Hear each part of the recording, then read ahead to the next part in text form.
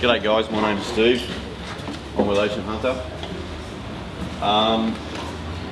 I originally saw this some time back. We fish predominantly for kings. I like jigging, and we, as Nick and the boys were saying, we generally fish very heavy. I got a really bad back, so I go for like an hour and I've had it. Like seriously, it's just too hard, and so I hand it to somebody else. And it's even worse when you hook up, quick, oh, it's a client, you have that. And this is great. It takes a little bit of a while to get used to. So that's how it sits. And a lot of people say, okay, how do you rig it? Do you tie it that way, or do you tie it this way, or do you tie it that way, or well, what the hell do you do with it? The reason that they're set like that is so they have the same profile in the water, regardless if they're being lifted or if they're being dropped. Like if you can imagine if that squid was just stuck on there like that, that'd be a great profile going up. And as it was dropping, the legs would flay out and it would drop back and look ridiculous. So that's the reason that the string is like that. As far as retrieves and stuff go, these work a lot slower than these. That's a standard fast drop, right, or straight drop.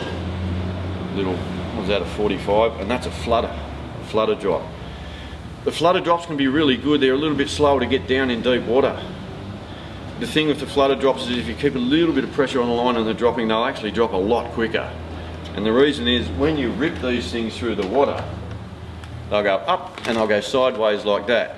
So if you can imagine just letting it go sideways all the way to the bottom, take 100 years to get down there. So that's the way they're designed. These are probably the best, but as I said, they require a different action, a slower action. What you're imitating is that is an octopus that's just sitting on the bottom, and then it's seen a red and gone, and it's trying to get away.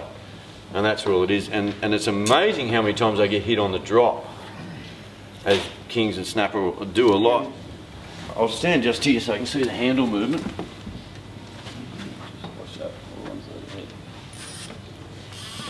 Oh yeah, a lot of people ask thread lines or overheads.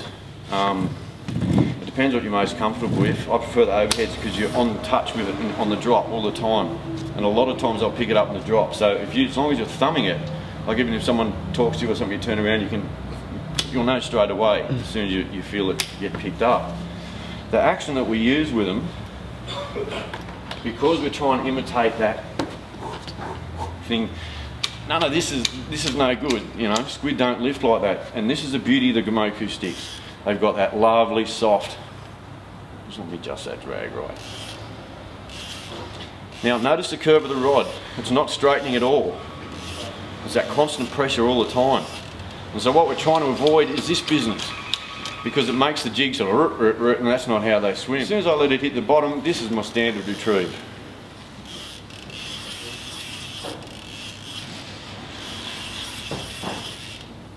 Let it go again. And even on the drop, you can adjust the way it swims. You can let it go down, then slow it down with your thumb, and let it go again. So it's going, whew, whew.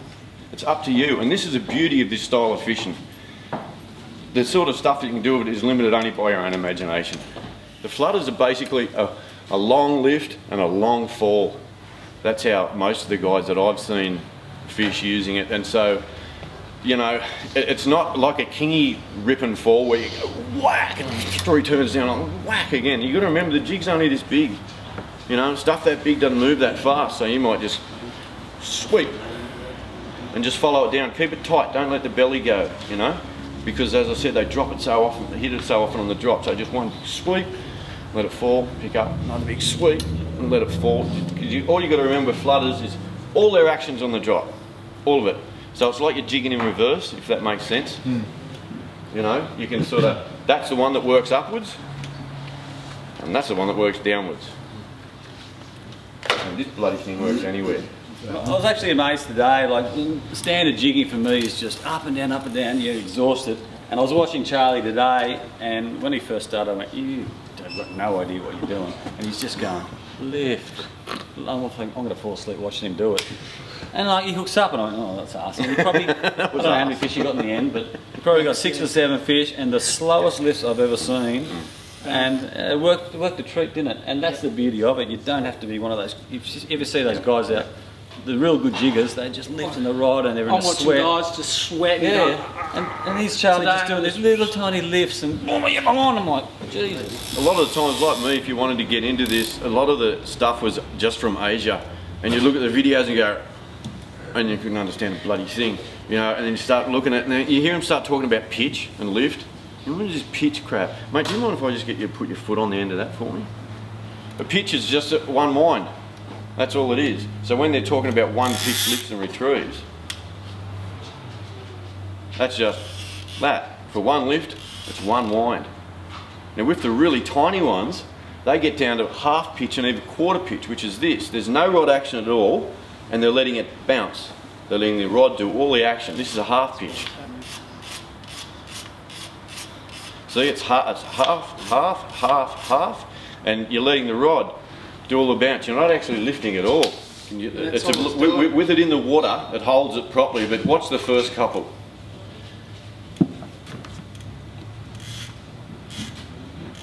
You see how that's coming up like that? It's hard. When it's in the water, it behaves itself. It's a lot harder to describe. But with the smaller jigs, they get it right down to even quarter pitches. Oh, just get you put your foot on that again, mate. That's it. One hook, yeah. Look.